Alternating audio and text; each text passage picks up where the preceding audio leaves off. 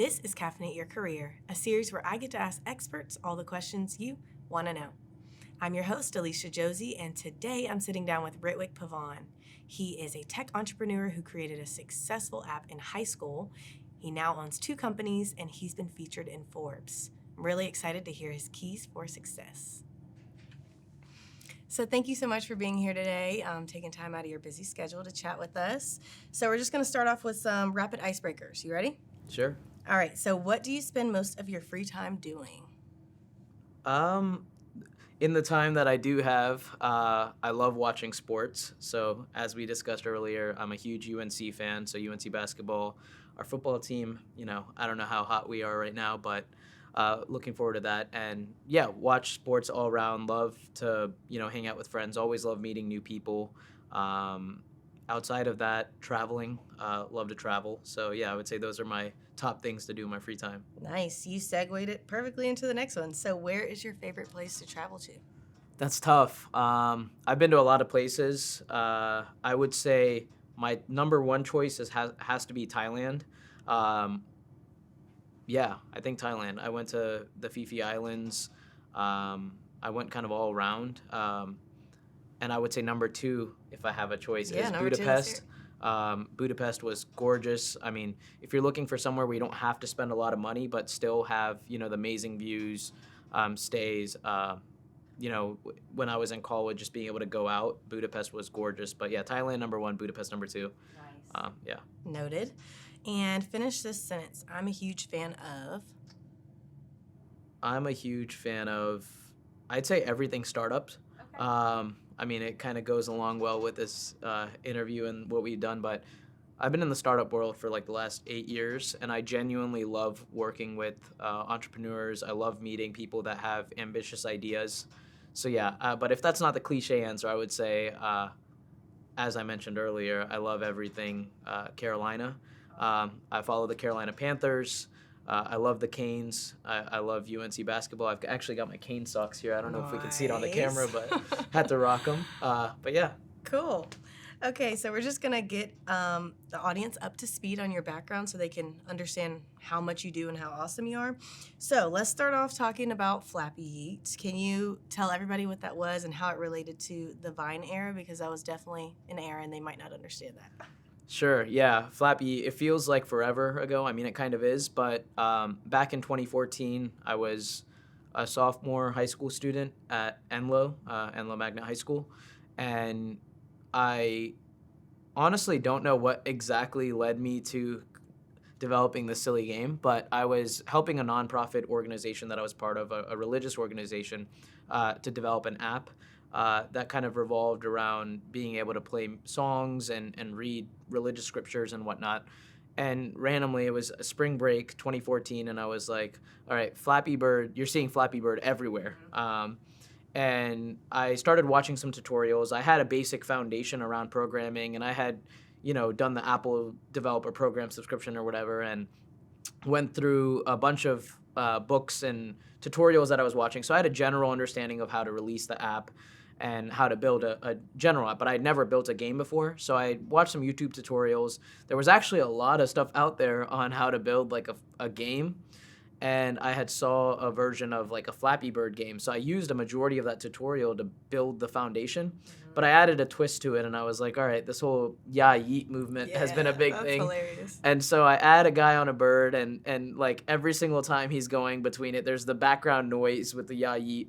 And when he died, it would be like yeet. And so it was just a silly game I created back in high school for no real reason other than I wanted to launch an app into the App Store.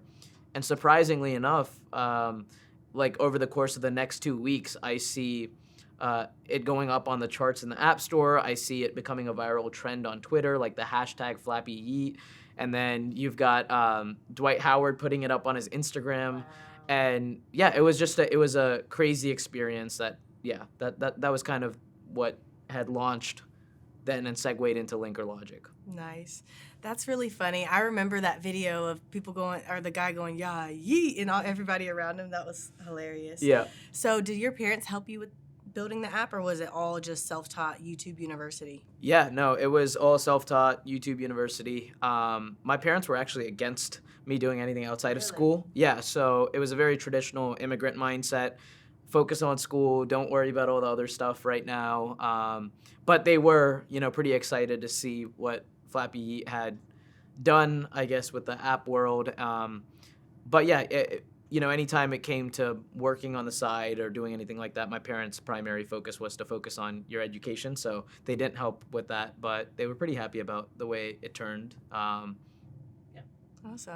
So you started to mention linker logic technologies. Can you talk about that and just how that was created?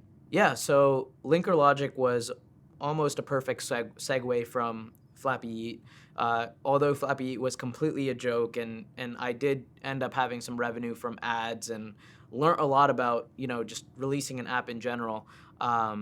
There was a lot of interest, outside interest that I had received for developing an app. All of a sudden, all my friends, colleagues, everyone that was around me was like, hey, Ritwik, can we build this app together? Can we launch this idea? So I saw a huge niche at the time. This was back in 2014 when apps were just starting to become, a bigger deal. It wasn't as saturated as where it is now. And so a lot of people had these great ideas, but didn't know exactly who to go to bring that idea to life. So I thought to myself, why don't I start a company where we listen to people's ideas and we help run them through a process to develop that idea, all the way through. And so I brought on a buddy that was in school with me at the time, and everybody was saying like, oh, this kid knows how to program in 12 different languages, and he's taking AP computer science and all this stuff, so bring him on. And he ends up helping a lot with the coding side, and I had done a lot of the business side as well, transitioning away from just like the code. And I loved the business aspect of it. And yeah, what evolved with Linker Logic was, the rest of it was kind of history after the initial idea of just helping people. We started off helping college grads and students that had the idea, and then it evolved into helping businesses and more established startups. Yeah. Did you face any challenges working with another student? Yeah, I mean, there was a lot of challenges down the road. I wouldn't say anything specific to the student, but I mean, when you're in school, you have other priorities. You've got to get into college. You've got your parents trying to have you focus on that. Outside of that, I guess there's aligned incentives with, are you trying to get revenue? Are you trying to get paid versus are you looking at the longer market potential for the company? The long-term growth. So there's always going to be some sort of a challenge, but I would say overall it worked out really well in the initial years where it was most necessary before we were able to bring on full-time people. I love that because you oftentimes hear people say like, don't work with friends or like do things by yourself because there's going to be problems. So I love that it worked out for y'all. So can you talk about the WRAL project and how that impacted y'all? Yeah, so after working on Linker Logic for, I think it was a year or two, we were starting to get noticed by, local media, and our school had a magazine called our news article called The Eagle's Eye, which we got featured on. And then shortly after, the News and Observer picked up on what we were doing and said, we'd love to write an article about you guys. And funny enough, WRAL had read that article, or a few people at WRAL, and they said, hey, we actually want to develop an Apple Watch application. And this was before the Apple Watch had even released. I think it was 2015, if I'm not wrong. And so they reached out to us and they said, yeah, we can give you an Apple Watch. We have about a 7-week, timeline for it. And we want to, outsource this to you guys and see, how it goes. And we ended up doing the project under budget, and under the timeline that they had wanted. We finished it in 5 weeks as opposed to 7-week timeline. And so John Conway, who I believe was the president of WRAL and still is there, reached out to us about it. And he was very pleased with the project, and that definitely put us on the map. It built trust and a reputation for us to be able to deliver on projects outside of just small side projects, and that really helped us with referrals and being able to add something to our portfolio that people were familiar with. And from there on, we were able to work with other small businesses And when we initially started, just to fund the business, we did everything from like website design, website, development, app development. We kind of did everything, whatever we needed to do to survive and move forward. And a lot of the initial funds were used to, we pretty much just saved. I mean, I wasn't taking any money in for myself or any of that. I mean, everything was going to reinvest back into the company to be able to further growth. So can you just remind everybody how old you were or what grade you were in during all of this? Yeah, so this was when I was working with WRAL was around, I was 16 or 17 when I first started. And it was pretty crazy. I mean, it was definitely one of those moments where you're like, I don't know if this is real, like this is crazy. I mean, you definitely at a young age, it is always challenging because you've got school going on, you've got your friends, and you get this whole, it's almost like a high feeling where you're like, wow, I feel like I'm on top of the world. But then you quickly get humbled when you realize all the roadblocks and challenges that come up, and some of the people that you meet with, and you're like, wow, these people are years ahead of where I want to be. So there's always those learning moments that you have during any startup or anything that you're trying to do. Yeah, always room to grow. So now let's just talk about Vade a little bit. Can you take us back to the moment whenever you dreamt that up with your co-founders? Yeah, so Vade was initially, the date I believe was like December 23rd, 2017. It was a few days before Christmas. I was in the shower and I was actually running late to a meeting. And for Linker Logic, we had an office that we had set up on Franklin Street. And so Franklin Street, for those of you who don't know, is in Chapel Hill at the University of North Carolina. And I was running late to a meeting, not because I was actually like late, but it was because I had to account in 15 minutes just to find a parking spot. Okay. And so I was in the shower and I'm like, why is there no data around this? Why can't I just know that if I left at this time, I would know that a parking spot is available? So shortly after that, I write up a notes, like a document in my notes on my phone, like problem, solution, this is how we could solve it, maybe some sensors. And I send it out to probably like 50 people. And out of that, a few of my really close friends, they bid on it and they were like, oh, I would love to learn more and all this. And my co-founders, Maddie specifically, him and I were both a part of the business program, undergraduate business program at UNC. And we used to meet up once a month just to talk ideas, talk shop. And I was always fascinated by what he was doing. He was fascinated by what I was doing. And so finally I give him a call. I'm like, hey, what do you think about this parking problem? Like, we got to solve it. There's got to be a solution to this. And he kind of agreed with the message. And next thing I know, I had also connected with one of my other co-founders, now Christian, who I was introduced to and through one of my friends who was working for me at Linker Logic. And he said, hey, you got to meet this guy, Christian. He's super quirky. He built this like jewel spinner. So it was like when fidget spinners were a thing. Yeah. He added this thing to the jewel, and when you could spin it like a fidget spinner. And he sold thousands of them. And so I reach out to him. I'm like, hey, I was thinking about this sensor solution. And next thing we know, we're on a Google Meets call, and Christian has this sensor that he's built. And yeah, that's kind of how it all started. We 3 Colwood students that were all frustrated with parking. And we said, let's get together and let's solve parking. And of course, in the last 4 years, it's evolved to be something a lot bigger than that. But yeah, that's where it initially started. Wow, that's amazing. So I'm sure people are watching and they're thinking that you do so much. So they want to know, what is a day like in your life? So can you answer that? Yeah, so I guess there's not any specific routine. I try to be up by 7:30, 8 generally to get my day started. I mean, we have a host of different meetings now with Vade. Every day is a different day. We're talking to different people and different types of customer-facing calls, sales calls, on the product side or founder meetings. I would say the initial day looks like about, on average, anywhere from 12 to 16 hours worth of work, depending on the day. Of course, there's some lighter weeks as well. But yeah, I mean, generally there's the fundraising aspect of it. You could say it's seasonal to an extent.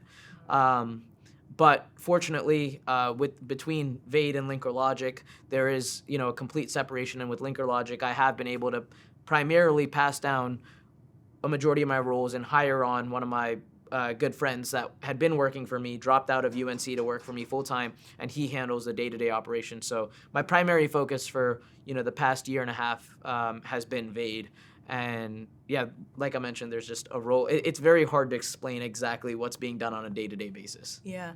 Well, you kind of answered the next question that I was going to ask of how you split that time, but you're mainly focused on Vade, so. Yeah, so with Linker Logic, there's always been the ability for me to connect with founders, and I do that regardless of where I'm working. I love to meet with founders and help other entrepreneurs, and when I was in Chapel Hill specifically, I was able to do that, working with Launch and the entrepreneurship program, and it's always been a goal of mine to connect with as many founders as possible and help them, make the impact that they want to have. And so with Linker Logic, it made sense for me to kind of step away from the day-to-day tasks and not focus on, the smaller things, as I've already built the necessary team for it. We've got project managers, developers, designers, and account managers to focus on the individual projects of the clients. And I was able to focus from a more broad spectrum, actually meeting the entrepreneurs, getting to know them. And that only helped me with Vade. I mean, a lot of our early investors were actually previous clients of mine at Linker Logic. And our very first investor for Vade that had put in money had said, anytime you launch a startup, I want to be your first investor. And he was a previous client of mine at Linker Logic. So it all kind of comes in full circle. That's how you know you're doing it right. If somebody says that to you, you've made an impression. So now I want to talk about some of the incredibly influential people that you've met. So can you share can you do like some name dropping and tell us about your experiences with some famous people that you've met? Sure. I've been fortunate enough to meet people across a wide variety of spectrums. Starting from like 4 or 5 years ago, I was able to attend Web Summit where I was able to meet the Prime Minister of Portugal. I was able to meet Gary Vee there, who's now big on NFTs or whatever.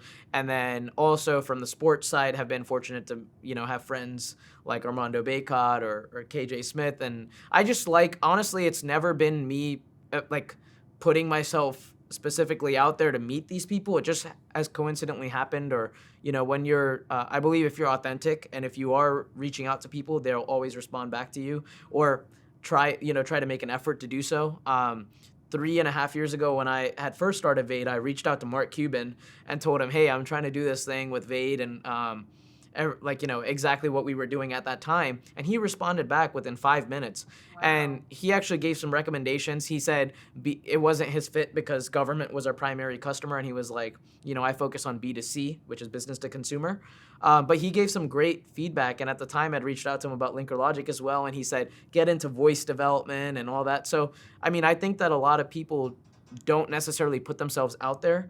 And, whether that be investors for us, or cities that we're working with, I've always just had a tendency to reach out or find someone that could potentially make that introduction.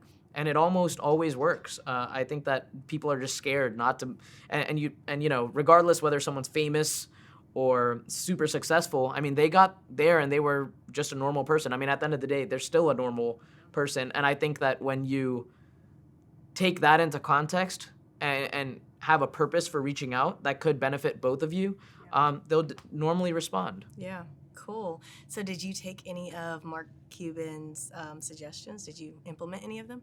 Yeah, so his suggestions were more tied into Linker Logic, and I would say we certainly did take his suggestions, and it was valuable feedback because now you see, maybe 4 years later since I emailed him, and now you're seeing, Alexa, Siri, voice, and VR and AR and all this stuff, and that's what he had mentioned. So we have been, looking into that space. Wow, that's awesome. Yeah. So in many of the spaces that you're in, you're the youngest CEO, the youngest board member. How does that impact the way that you navigate spaces in your businesses? Yeah, so I think that since early on, I've always seen that people always see age as a disadvantage. If you're younger, it's always seen as like, oh, I can't, be here. I don't belong in this room. And I've just always seen it as the opposite. I use age as an advantage. If you're younger, you can take more risks. You're able to digest information or be in the, I guess, what's going on with the latest. You're around that age demographic. And so I've never seen age as a disadvantage.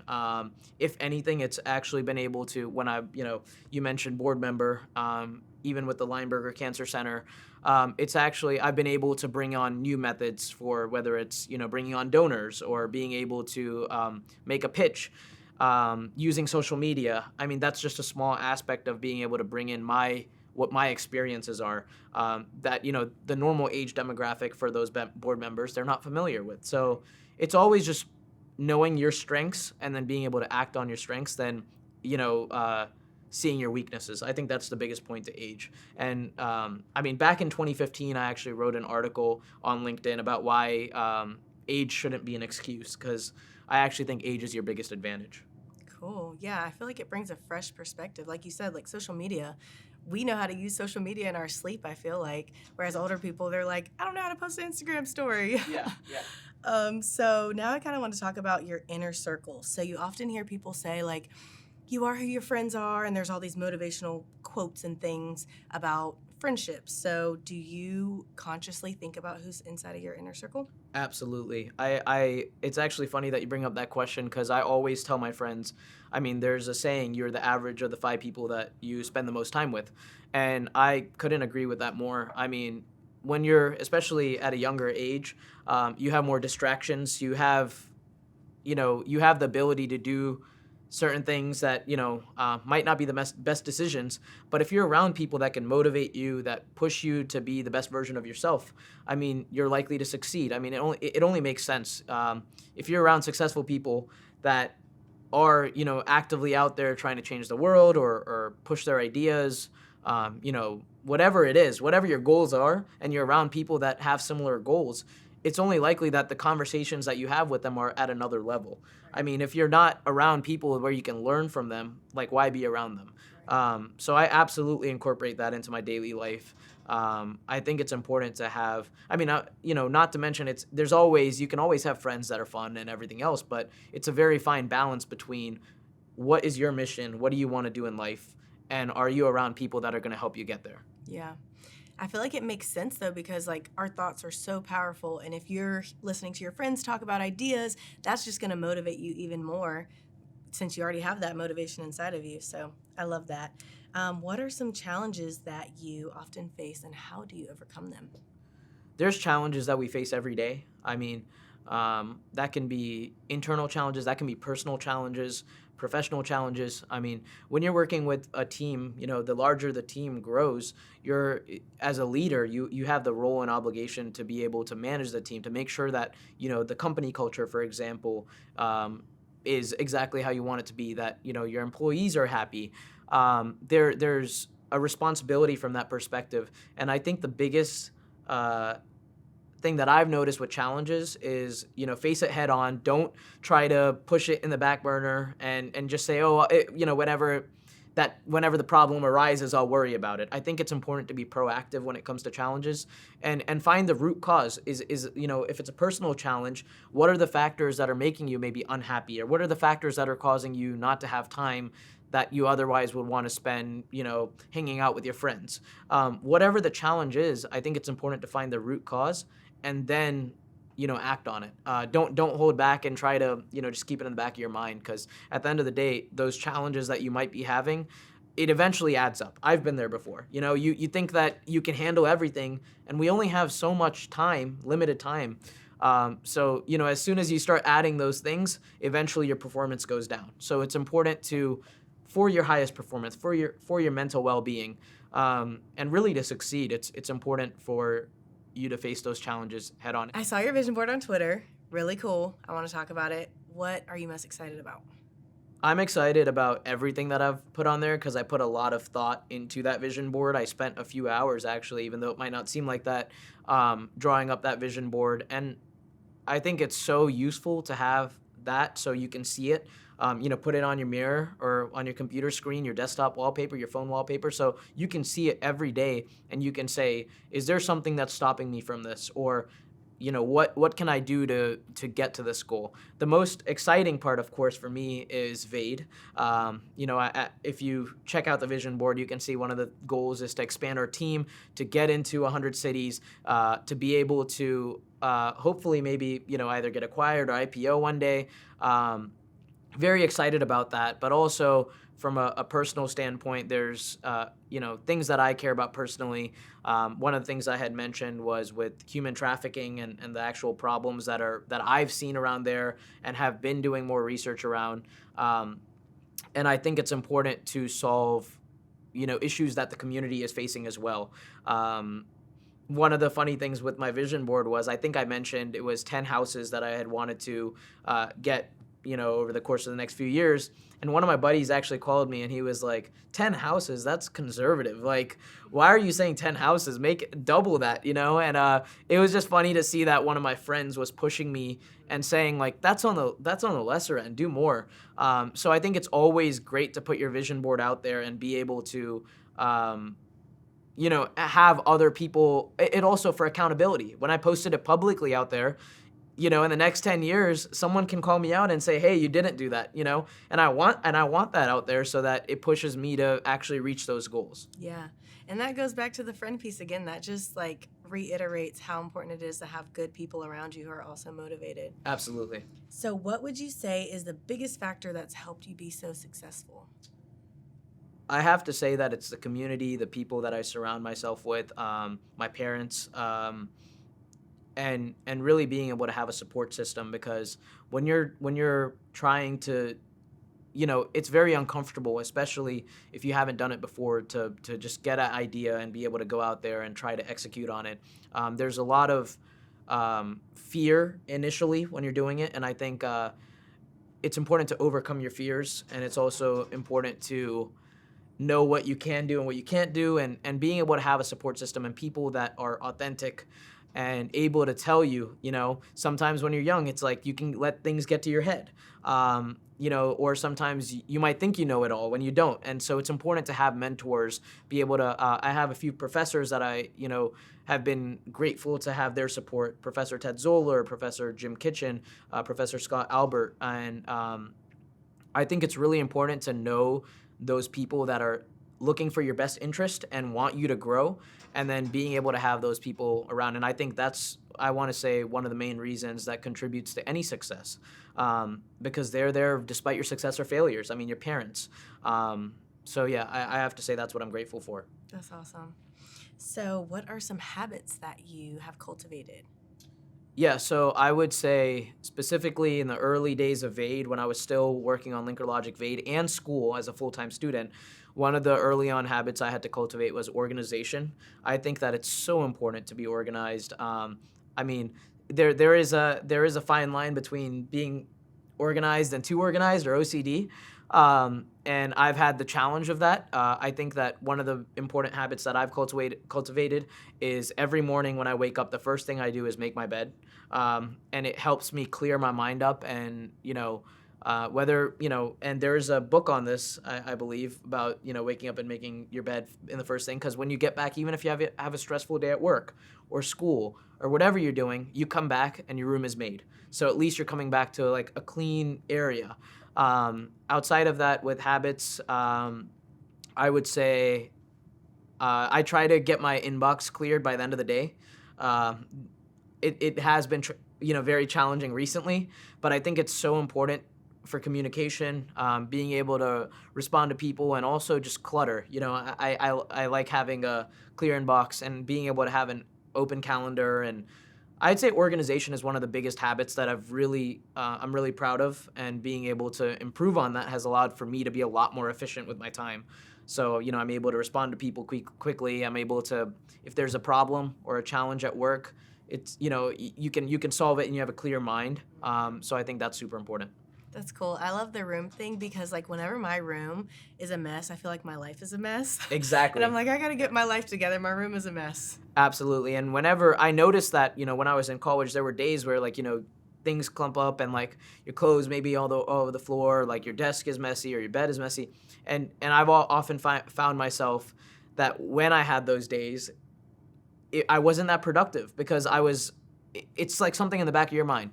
I think when you, and regardless of, whether that kind of matters to you, I think it's the principle of accomplishing one successful task a day. And there's a book on this. I didn't make this principle up or anything. I think it was like a Navy SEAL or someone in the Army that had talked about it. But I've found that to be very useful. So for like probably the last 3 years at least, I don't think there's been a day that I missed where I haven't made my bed. Wow. I'm going to get better at that, and I'm going to see if it changes my life. Yeah, let me know. Keep me posted on it. Okay. So if you could go all the way back to being 16 years old, would you do anything differently?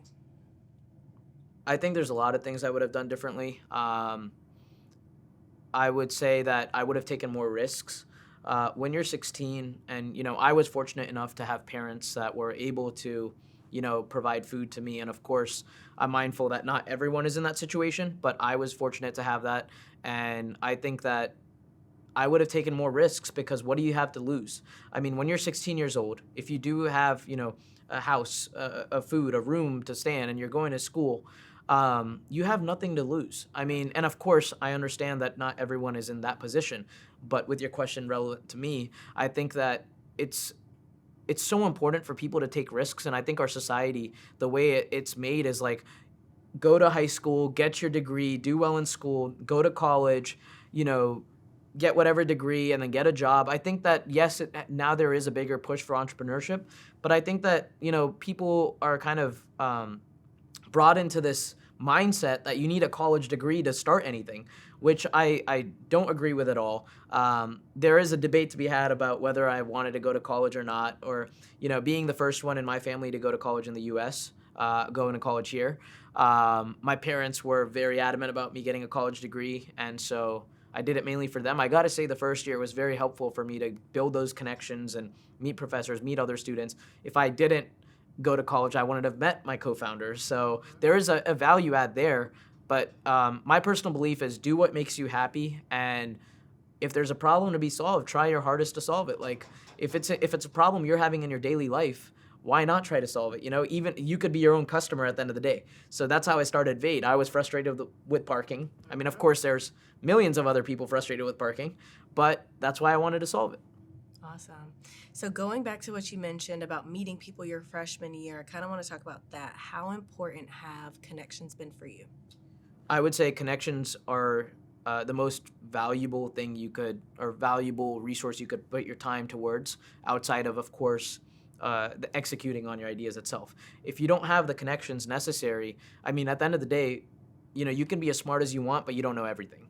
And being able to have connections to bounce ideas on, being able to have connections to invest in you, at the end of the day, it's, LinkedIn is a free resource. I mean, you can go connect with anyone. You can message anyone you want. I mean, they're not obligated to respond, but at least you tried. So I think connections are one of the most valuable things that I've had in my journey, being able to meet a lot of very, very successful people that have been able to provide insight to me and be able to teach me a lot that I wouldn't have otherwise learned. And also, at the end of the day, with experiences, I mean, there's a lot of experiences that you might not have, but if you were able to reach out to that person and say, hey, even if it's, I'd like to meet you, for 30 minutes, there's been events that I've been able to attend, and it's only because I reached out to the person and said, hey, I've been very inspired by your work, would love to set up a meeting. And generally, if you have an authentic conversation with them, it always works out for the best. And I think there's a big difference between connections, like networking for connections, and building an authentic relationship. I hate the word networking nowadays because everybody uses it, and it just seems so superficial to me. I've never tried to, I honestly hate networking events, but I've always tried to make an authentic connection with people. And people can see through that. I mean, you can see when someone's just trying to take advantage of you, even if that's friendship. And I think that's what I would ask people to do is, don't try to take advantage of someone, because more than likely, if they're smart and if they're successful, they've seen that many times. Try to reach out to them and try to provide some value that you can bring in too. I mean, everyone is incentive driven at the end of the day. So I think it's super important to bring value in any conversation that you have. That's awesome advice. So what would you say that you do whenever you are feeling unmotivated? I would say if you're feeling unmotivated, I mean, there were days when you're unmotivated. I think go on a long drive, really think about what was motivating you, and does that still stand? Because there are going to be some things that, might not motivate you anymore. And I'd say take a day for yourself, take a week for yourself. There's always, burnout is a real thing. In the last 8 years that I've, been in this side of the world, there are, days that go by where it's like you just feel unmotivated or you might not feel your best. And I think it's important, like mental health and, taking care of yourself comes first at the end of the day. And I think that in terms of motivation itself, it has to come from within. I mean, you can fake motivation to an extent, but it's going to bite you one day. And people can see if you're passionate or motivated about what you're doing. And that takes you leagues further than trying to sell yourself, and be fake about it. I think that people see authenticity, and people can also see, whether you actually are motivated towards whatever you're solving. And if you're not, why do it? So I think motivation has to come from within.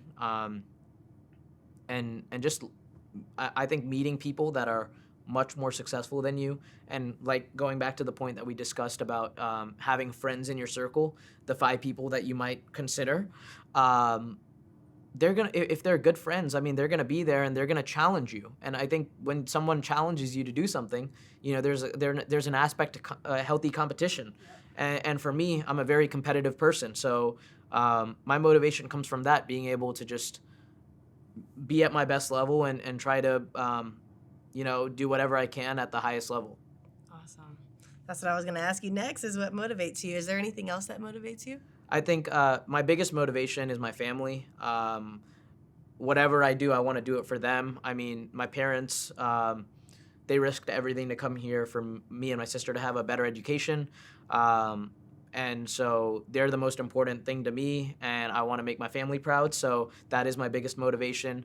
Outside of that, I'd say that I'd say my motivation is I do want to change the world. Whether, parking is the one thing that I do or something bigger than that, I always like to think big and be able to solve problems that people care about. And yeah, I'd say like my number one motivation to succeed is for my family. Awesome. Is your family hard on you? Are your parents still hard on you, or they give you a little? I'd say that high school was like when they were just like, I mean, from an immigrant parent's mindset, they see themselves as a failure if you didn't go to a good college or whatever. And they put a lot of it on themselves and the stress. And I think that once my parents realized I was going to college, it took a lot of weight off their backs, and they were like, okay, we can pass on the reins and let him do whatever he needs to do. And I mean, that's why I had to take, a semester or 2 off to focus on Vade when I was at UNC, but my parents were like, make sure you get that graduation degree. So even though I had I had to take a language credit to graduate. I did that. And was able to get my bachelor's degree in December of last year. So got that degree for them. So they were super happy about that. And I'd say thank you. And I'd say that overall they're very happy, and they fully trust me, and they believe in my vision as well. So no, they don't, they're not on top of me anymore. So yeah, it's been nice to be able to see that. They're very supportive. I think the whole idea of just venturing off and doing your own thing is still very new to like the immigrant parents, but they're very supportive of everything I've done, and yeah, it's been nice to have their support. That's good to hear. Yeah, my mom was super hard on me. I was like, she nags me all the time, and now it's like an internal voice that I have in my head, and it's always pushing me and driving me. So I'm thankful that she nagged me so much. So yeah, it's good to hear that your parents pushed you, but now they're kind of letting up the reins. They're like, he's got it. Absolutely. So now I want to talk about failure a little bit. So I feel like people may be watching this and they're like, he's got a doll, he's got 2 companies, he did all of this whenever he was really young. He hasn't experienced failure. So can you talk about that a little bit? Yeah, I'd say I'm far from having it all, and I would say that failure-wise, there's been a lot of learn opportunities that I've had with business and personal life, and I would say don't try to do it all. I think that that's one of my biggest failures, was from trying to think like, oh, I can handle school and I can handle, running 2 companies, even if it's, no matter how small it is, it's still stuff that you have in the back of your mind. And I think that ultimately leads to failure. I mean, whether it's communication, I mean, when you've got co-founders, balancing the workload. And I think one of the biggest things that I've learned is, make sure you take care of yourself first, and then everything else will figure itself out. Because the number one reason for failure is if you're over promising on things that you think you can do, or say you can do, and then ultimately you don't deliver on it, right? So that's one of the forms of failure. So to give you an example, with Linker Logic a while back, we had a surplus of demand, and pretty much it was 3 of us working on it. And from my aspect of it, it was like, oh, we're getting a lot of business, let's continue doing this. But it ended up being, one of the projects didn't go as well as we wanted to, and it was just because we were over promising what we could handle, and I take responsibility for that. And one of the things I learned was, make sure you say no, learn to say no. That's one of the biggest things. And be able to, you set a limit on what you can handle, and people will know that, okay, let's not, you can't give that project, for example. So I would say, learn when to say no, be able to take care of yourself first. And then I'd say it goes back to, like, with personal relationships and whatnot, come with true intent. I mean, what is your intent to be able to meet this person, for example? Or what do you want to get out of this relationship? Is it just, having a friend along the side for support, that you both support each other? Because it's a two-way relationship at any point. So I'd say just build authentic relationships, and that helps a lot with, failure. And if you're around good people, it all comes down to good people, is they'll call you out. Like, if you failed on something, you'll have people that are going to tell you, hey, you messed up on this.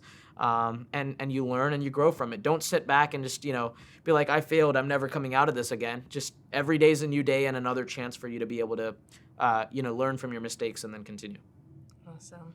So the last question I have for you is, I know you've been interviewed before some, and I'm wondering if there's a question that you wish someone would have asked you. I'd say that you nailed it. I think that you asked me just about a lot of questions that actually other interviewers haven't asked.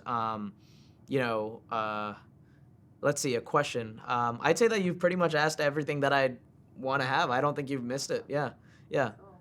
I really liked your question about the 5, the average of the 5 people that you surround yourself with. I thought that was really neat, because people don't realize that how valuable it is to, surround yourself with people that are going to help you grow. So I really liked your question about that. Cool. And so let's say somebody's watching this and they're like, okay, my friends aren't necessarily who I want to be. They're not really motivating me. What should they do next? Should they go and try and go to networking events? I know you said you're not really into today's networking. So what would you say they should do? I think the standard starts with you. Before you go on to anyone else, you want to make sure that, you have done what you expect from other people. You don't want to be a hypocrite at the end of the day. If you're not doing something and you expect your friends to be doing it, then you're pretty much decreasing the average in itself, right? So I think it's important to set the standard and be able to show, what's good or what's bad for a healthy relationship. And from that aspect of it, I mean, there's social media, and now more than ever, with LinkedIn, with Twitter, I've reached out and DM people on Twitter that I've never expected to respond to me. And that's led to, anything from investments to advice to helping the company grow. So I think it's always an excuse if you say, like, I'm not able to do this, because in this era, the digital era, I think it's like, whoever you truly do want to meet or connect with, there is a way. Where there's a will, there's a way. Yeah, you really can reach anybody around the world, which is crazy. Yeah.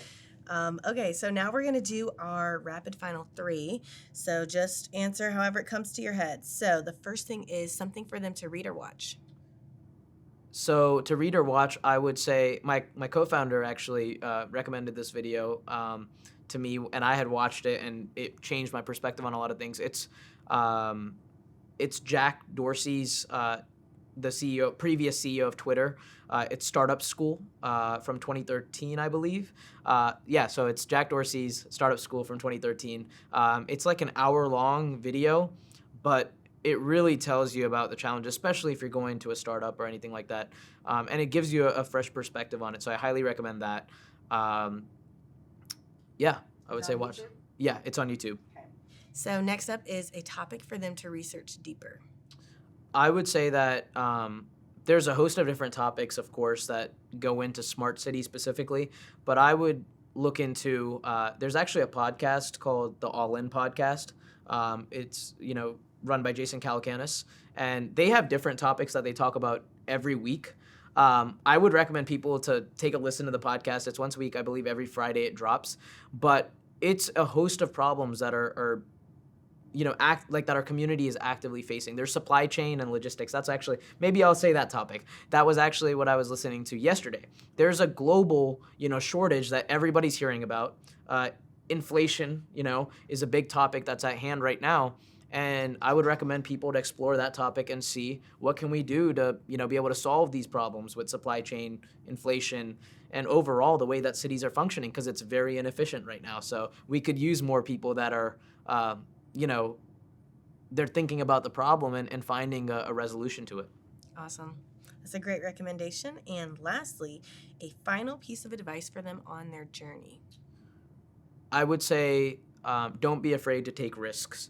I think that we need more people that are able to take risks. And of course, the greater the risk, the greater the reward. And that you are going to fail.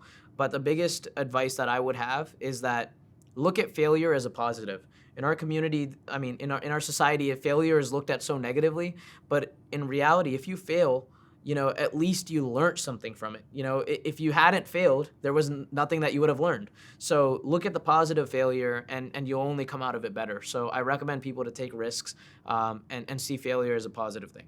Awesome.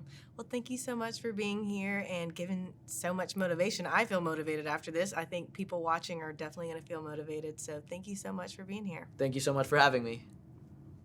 Thank you so much for watching. Be sure to like and subscribe. And to see more Caffeinate Your Career episodes, click the link on screen.